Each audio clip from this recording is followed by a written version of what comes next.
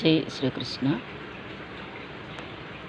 త్రైగుణ్య విషయా వేద నిస్త్రైగుణ్యో భవార్జున, నిర్ద్వందో నిత్యసత్వస్థో నిర్యోగక్షేమ ఆత్మవాన్. దీని యొక్క భావార్థము: ఓ అర్జున, వేదాలు త్రైగుణ్య విషయములను గురించే చెబుతూ ఉన్నాయి. నువ్వు త్రిగుణాతీతుడవుగా ద్వంద్వాలను యోగక్షేమాలను విడిచి సదా శుద్ధ సత్వాన్ని అవలంబించి ఆత్మజ్ఞానివి కావాలి. ఆత్మతత్వంలోనే స్థిరపడు అని చెప్తున్నారు. ఇక్కడ యోగక్షేమాలు అనే దానికి అర్థం తెలుసుకుందాం.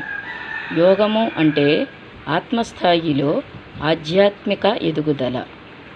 క్షేమము అంటే భౌతిక స్థాయిలో పరిస్థితులు చక్కబడము. జై శ్రీకృష్ణ.